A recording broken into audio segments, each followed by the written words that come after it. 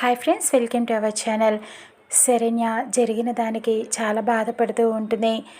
దర్శన్ ఇంటికి వచ్చాక శరణ్యని చూసి, ఏమైంది శరణ్య, ఎందుకు అలా ఉన్నావు అని ప్రశ్నిస్తూ ఉంటాడు. జరిగిందంతా కూడా చెబుతూ ఉంటుంది. అనన్య ఏం చేసింది, ఇటు కాంచన ఎలా మాట్లాడింది, ఇంట్లో జరిగింది మొత్తం కూడా చెప్పేస్తూ ఉంటుంది. కాంచన పెద్దమ్మ కావాలనే అలా మాట్లాడింది. నేను చేయని తప్పుకి నన్ను నిందించి కావాలని గొడవ పెద్దది చేసేలాగా మాట్లాడింది. తనకేంటి అవసరం అని చెప్పి మాట్లాడుతూ ఉంటుంది. ఇక అప్పుడు దర్శన్కి ఇదంతా కాంచననే చేసిందని అర్థమవుతూ ఉంటుంది. చాలా ఆవేశంగా హాల్లోకి వెళ్ళి కాంచన దగ్గరికి వెళ్ళి అరుస్తూ ఉంటాడు. అప్పటికే అనన్య కాంచన ఇద్దరు తెగ సంబరపడిపోతూ మాట్లాడుకుంటూ ఉంటారు. మీరు ఎందుకు ఇలా చేశారు, చుట్టం చూపుగా వచ్చి మీరు ఎందుకు ఎన్ని రోజులు ఈ ఇంట్లో తిష్ట వేసుకొని కూర్చున్నారు అంటూ ప్రశ్నిస్తూ ఉంటాడు దర్శన్.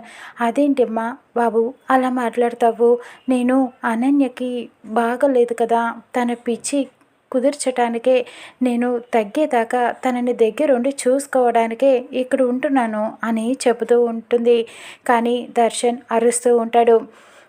కాంచన గారు ఎన్ని పనులు చేశారో, ఇంట్లో అందరి మధ్యన ఎలాంటి గొడవలు పెట్టారో ఇంట్లో అందరికీ తెలుసు. కానీ ఎందుకు ఈవిడ్ని ఇంకా ఈ ఇంట్లోనే ఉంచారు, ఈ ఇంట్లో ఈవిడ ఉండడానికి వీల్లేదు, మీరు లగేజ్ సర్దుకొని బయటికి దయచేయండి అని చెబుతూ ఉంటాడు దర్శన్. అదేంటి బాబు, అనన్యకి తగ్గేదాకా ఇక్కడ ఉంటాను, తనని దగ్గరుండి చూసుకుంటాను అని చెబుతూ ఉంటుంది. అవసరం లేదు, ఆ వదిన్ని ఎలా చూసుకోవాలో అన్నీ మాకు తెలుసు, మీరు దయచేస్తే మంచిది అని చెప్పేస్తూ ఉంటాడు. ఇక అనన్యకి ఏం చేయాలో అర్థం కాక అటు ఇటు దిక్కులు చూస్తూ ఉంటుంది.